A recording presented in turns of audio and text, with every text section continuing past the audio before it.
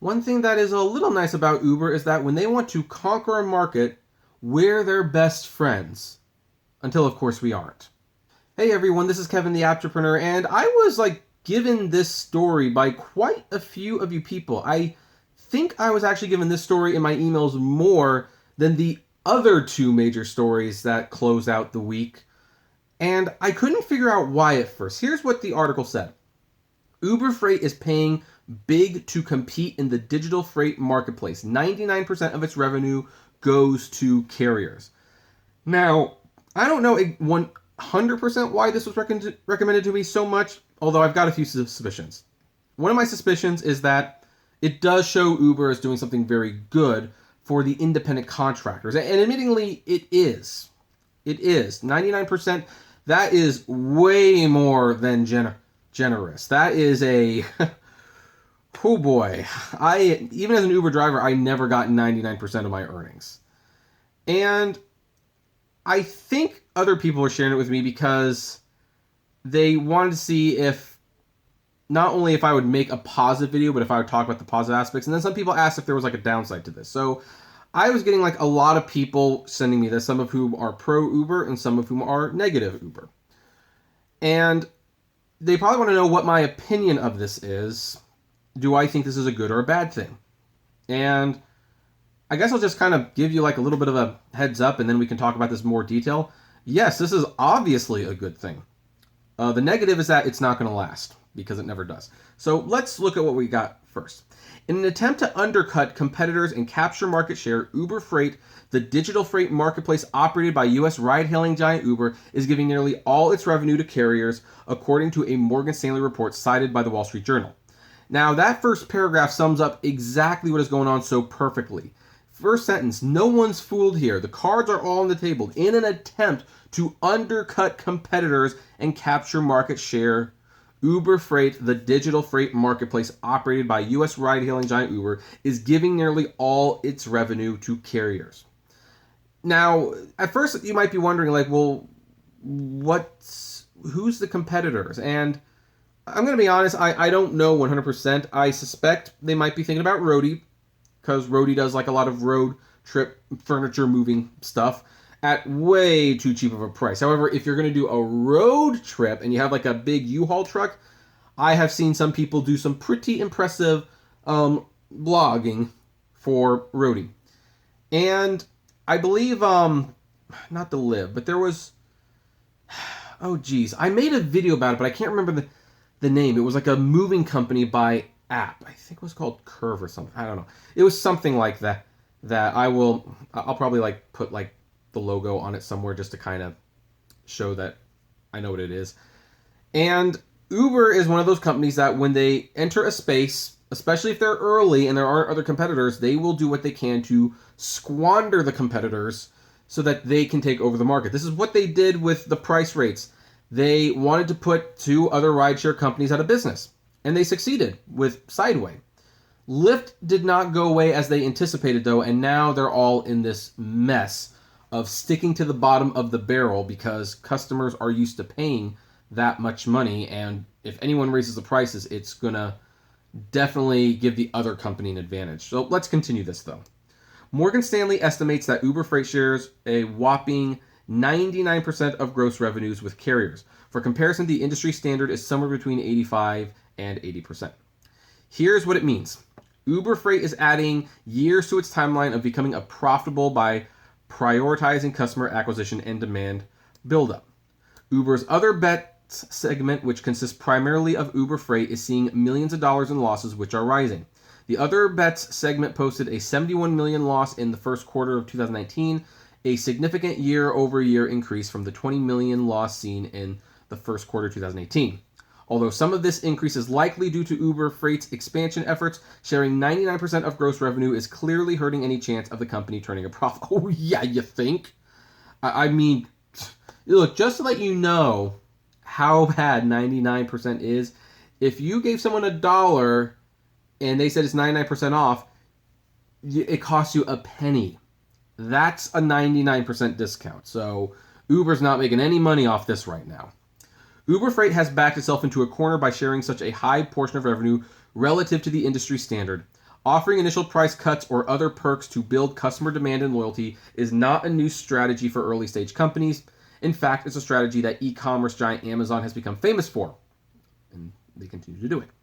However, if Uber Freight tries to boost profitability down the line by trying to make steep cuts to the revenue it pays out, it will risk alienating carriers. That means the platform will have to apply incremental cuts at a snail's pace and continue to take on big losses for years to come. Morgan Stanley estimates that Uber Freight will still be sharing 97% of its revenue with carriers in 2023. No, I don't really believe that's the case. I think they will find a way to pinch the drivers sooner than that.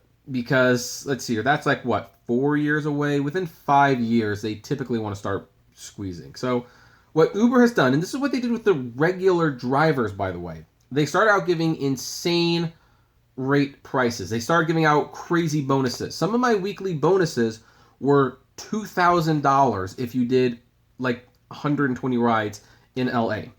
They were very, very generous at one point, and you kept, 80% of the fare. 80% of the fare, and the rates were $2.20 a mile and 34 cents a minute. Yeah, there was real money to be made in this at one point. And I know that some people still make real money, but, you could make it a whole lot easier, that's for certain. So, and what Uber did is that they got everyone driving, and they got them hooked on the system. And then they started cutting it. And yes, drivers eventually left. However, at that point, the reputation that you could make a lot of extra money came in. Other people started coming in. And it's just amazing what it created. So here's what's going to happen with Uber Freight. Uber Freight will be giving drivers the deal of a lifetime and hopes of this time killing the competition, because why on earth would you drive for anyone else when this company is giving you 99%? Why would you? It just doesn't make any sense on why you would do that.